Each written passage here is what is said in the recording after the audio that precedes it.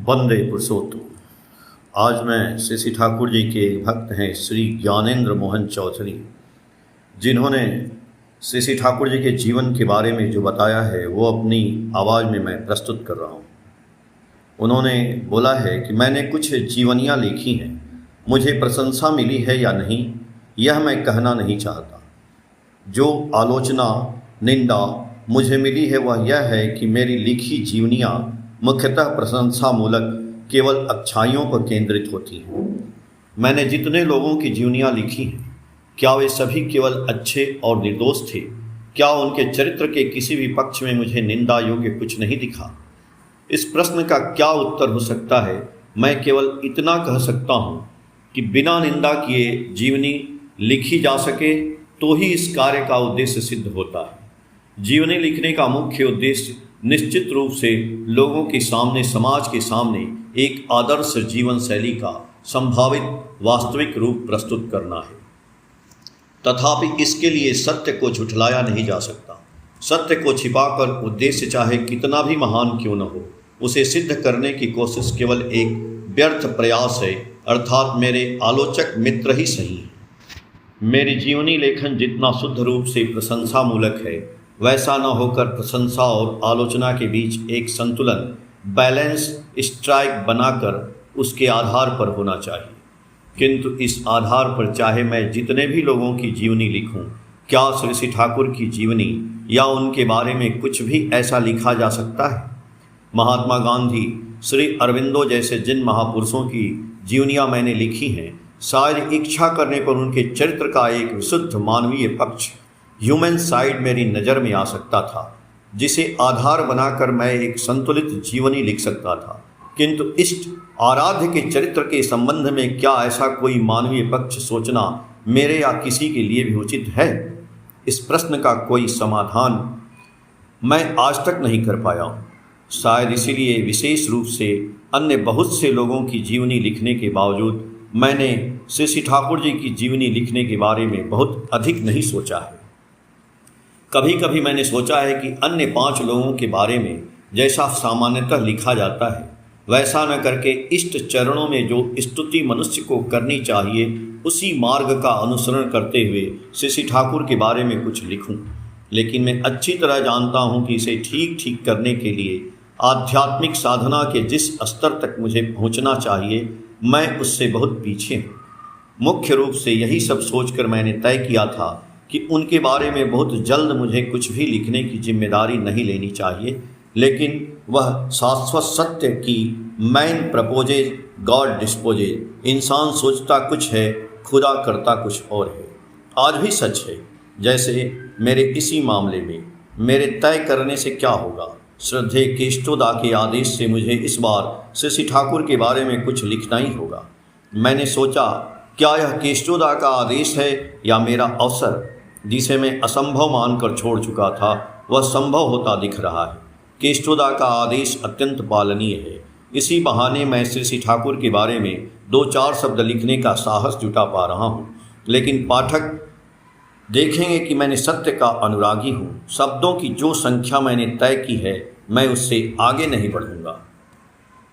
देवघर में पहली बार 1357 बंगाली संवत के माघ महीने की एक उज्ज्वल सुबह में देखा।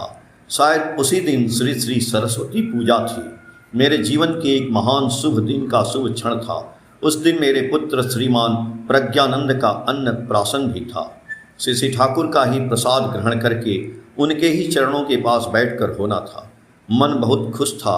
बाबा वैद्यनाथ का धाम, पास ही गगनचुंबी त्रिकुट पर्वत का दृश्य, दूसरी ओर और भी करीब एक और बड़ा पहाड़, एक और दिशा में छोटे आकार का नंदन पहाड़, पर्वतमाला से घिरे वैद्यनाथ धाम के पास देवघर के एक छोर पर उस दिन हमारे लिए उस नव वसंत की उज्ज्वल सुबह ने अपनी पूरी सुंदरता, सजीवता और प्राणमयी मुस्कान की अपूर्व आभा के साथ पूर्ण आनंद में मानो एक मधुर मूरत को नहला कर रखा था।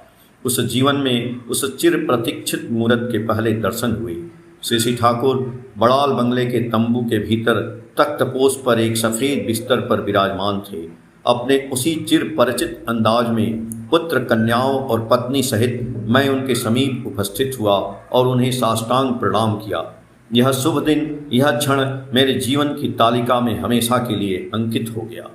शाम को श्री ठाकुर के पास यति आश्रम में जाकर बैठा। वह उनके साथ पहली बातचीत थी। मेरा मुख्य उद्देश्य दर्शन था। सोचा था कुछ प्रश्न करूंगा। ठीक प्रश्न क्या होंगे यह बहुत सोचकर नहीं गया था, लेकिन जब बातचीत शुरू हुई तो एक के बाद एक प्रश्न मेरे मन में उठने लगे। प्रश्न वैसे कुछ खास नहीं थे। जीवन में कई बार मैंने खुद उनका समाधान किया है और अन्य लोगों से भी जाना है। फिर भी उन्हीं के मुख से उन उत्तरों को सुनने की एक बड़ी आवश्यकता महसूस कर रहा था। मैं सोचता था और ठीक ही सोचता था कि उनके पास से जान लेने पर उन सभी प्रश्नों के समाधान के विषय में मेरे मन में कोई संदेह नहीं रह सकता। वास्तव में यही एक बड़े आनंद का विषय था कि वे जो भी उत्तर देते उसे मैं बिना किसी सवाल के मान पा रहा था, जो जीवन में कभी किसी और व्यक्ति के साथ नहीं हुआ। और एक बात देखी गई कि प्रत्येक प्रश्न के संबंध में मन का सारा अंधकार मानो छटता जा रहा था, कम से कम उस क्षण के लिए। ठाकुर किसी प्रश्न का उत्तर देते समय सामान्यतः बहुत कम शब्दों का प्रयोग करते हैं, लेकिन उनकी प्रत्येक बात एक एक आलोक पिंड प्रकाश का पुंज है। यह न केवल मनुष्य के क्षुद्र मन की परिधि में प्रकाश की बाढ़ ला देता है, बल्कि मैंने यह भी अनुभव किया कि मैंने एक प्रश्न किया और उसका उत्तर मिल गया। साथ ही उन प्रश्नों के आसपास के कई अन्य प्रश्नों के उत्तर भी जैसे मुझे ज्ञात हो गए। सिर्फ इतना ही नहीं, मन में उन्हें पूछने के लिए कितने ही प्रश्न थे, लेकिन मैंने पूछा नहीं। जैसे मुझे अनुभव हुआ कि उन प्रश्नों का समाधान स्वतः ही हो गया है। ठाकुर के पास बस कुछ ही क्षण बैठने और सामान्य बातचीत के परिणाम स्वरूप मुझे हर दिन एक ऐसी ही उपलब्धि हुई है। इस संबंध में एक बात कहे बिना मैं रह नहीं पा रहा हूँ। एक बार कोलकाता में श्री ठाकुर के जन्मोत्सव के अवसर पर मैं एक विशाल सभा में उपस्थित था। वहाँ जाकर मैं रिपोर्टर पत्रकारों के पास बैठ गया। जहाँ तक मुझे याद है, हिंदुस्तान स्टैंडर्ड अखबार के लिए या तो मुझे पूरी रिपोर्ट लिखनी थी या फिर अखबार द्वारा नियुक्त विशेष रिपोर्टर महोदय की रिपोर्ट लिखने में थोड़ी मदद करनी थी। जो भी हो, मेरे सुपरिचित और मित्रवत रिपोर्टरों के साथ श्री ठाकुर के बारे में बातचीत होने लगी। उनमें से एक ने मुझसे विशेष रूप से और बार बार पूछना शुरू किया, ठाकुर के बारे में लोगों में यह उत्साह क्यों है? आप लोगों को उनसे क्या मिल रहा है? यह प्रश्न किसी भी व्यक्ति के लिए, विशेषकर एक पत्रकार के लिए अत्यंत उचित था, लेकिन मैं जैसे ठीक से उसका उत्तर नहीं दे पा रहा था। अंत में एक बात मन में आई, वही बात मैंने बार बार कही और यह भी लक्ष्य किया कि पत्रकार मित्र का जिज्ञासु मन भी जैसे उसी उत्तर की प्रतीक्षा में था। बात सिर्फ इतनी ही थी कि मेरे और मेरे जैसे बहुत से लोगों के मन में ठाकुर के प्रति जो उत्साह है और कई भाग्यशालियों के बीच जो एक दीवानगी है, उसे ठीक से समझने के लिए केवल प्रश्न उत्तर या तर्क वितर्क करने से विशेष लाभ नहीं होगा। इसे समझने का सबसे सहज और उत्तम तरीका यह है कि एक बार थोड़े समय के लिए ही सही उनका सानिध्य प्राप्त किया जाए और उनके साथ कम से कम थोड़ी बातचीत की जाए। मित्र को धन्यवाद। वह यह बात सुनकर जैसे और विशेष कुछ नहीं बोले, जैसे उन्होंने इसे एक रूप में स्वीकार कर लिया और अपने अत्यंत जिज्ञासु मन को शांत कर पाए। मैंने उन्हें जो उत्तर दिया वह मेरे पूर्ववर्ती देवघर के अनुभव पर ही निर्भर था। मैंने अनुभव किया कि मेरे अनुभव की शक्ति मित्र के मन को कम से कम कुछ हद तक प्रभावित करने में समर्थ हुई है। देवघर में कुछ दिनों के प्रवास के दौरान श्री ठाकुर के साथ मेरी जो बातचीत हुई उसकी सभी बातें मुझे ठीक से याद नहीं आ रही हैं। जो बात विशेष रूप से याद है वह वर्णाश्रम के बारे में है। तर्क करने का स्वभाव मेरा हमेशा से रहा है। उनके पास जाकर भी उसी स्वभाव के वश में होकर मैं काफ़ी दूर तक चला गया था। विशेष रूप से वर्गहीन समाज की विचारधारा लंबे समय से मेरे मन पर हावी थी। मैंने सोचा कि ठाकुर का आश्रय लिया है, सिर्फ इसलिए इतने दिनों के विश्वास को कैसे छोड़ दूं। तब तक मैं यह नहीं समझ पाया था कि ठाकुर और उनकी वर्णाश्रम से संबंधित विचारधारा एक ही है।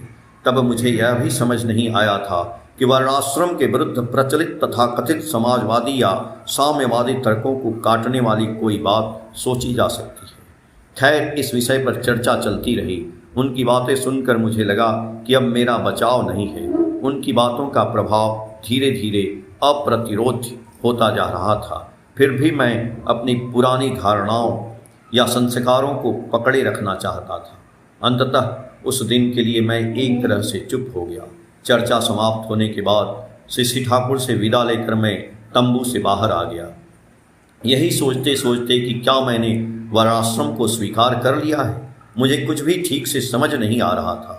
ठीक इसी स्थिति में हमारे अमेरिकी गुरु भाई मिस्टर हाउजरमैन मेरे सामने आ गए। मुझे तब तक पता नहीं था कि हाउजरमैन जी श्री ठाकुर के साथ मेरी पूरी बातचीत तंबू के कोने में खड़े होकर सुन रहे थे।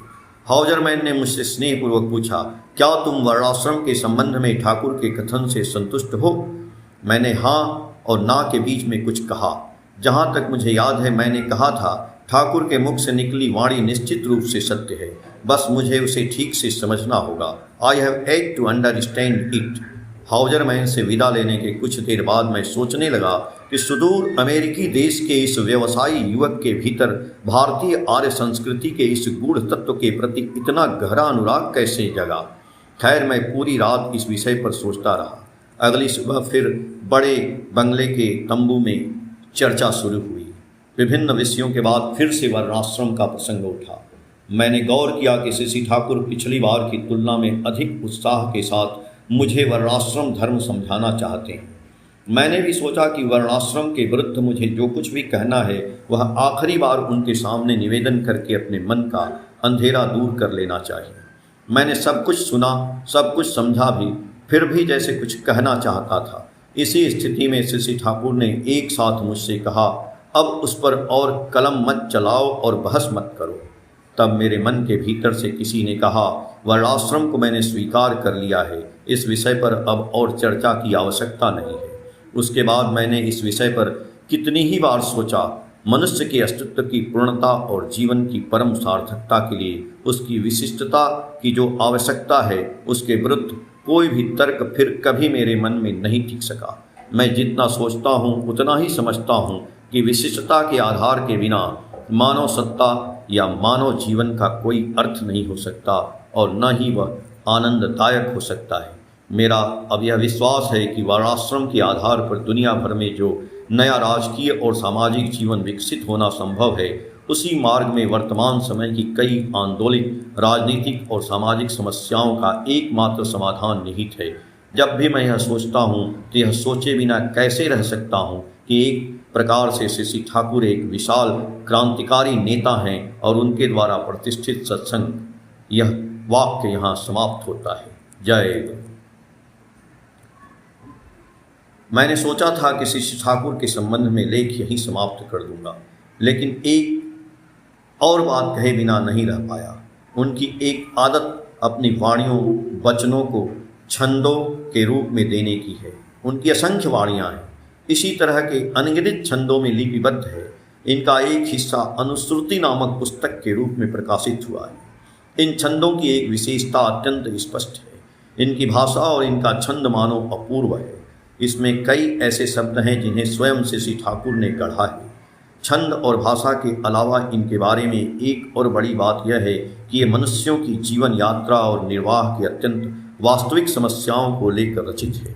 कई बार ऐसा लगता है मानो मनुस्मृति की तरह ये मनुष्य को जीवन यापन की प्रणाली की हर छोटी बड़ी बारीकी के बारे में अत्यंत स्पष्ट और सटीक निर्देश दे रहे हैं। विवरणों बारीकियों को लेकर होने के बावजूद इनके भीतर से निरंतर मानव जीवन के महान आदर्शों और परम सत्य की झलक मिलती रहती है। पाठक मात्र अनुभव करेंगे कि यह बंगाली साहित्य की एक अनमोल संपत्ति है। श्री ठाकुर की वाणियों की पूर्ण आलोचना के लिए यह सही स्थान नहीं है। केवल अत्यंत निसंशय मन से यह दावा कर रहा हूँ कि जब समय आएगा तब हर मनुष्य यह स्वीकार करेगा कि केवल आध्यात्मिक या धार्मिक साहित्य के रूप में नहीं, बल्कि भाव भाषा और छंद की दृष्टि से और विशेष रूप से उनकी यथार्थवादी गुणवत्ता रियलिस्टिक क्वालिटी के कारण ये बंगाली साहित्य के क्षेत्र में सदैव के लिए एक विशिष्ट और गौरवशाली स्थान रखते हैं। जय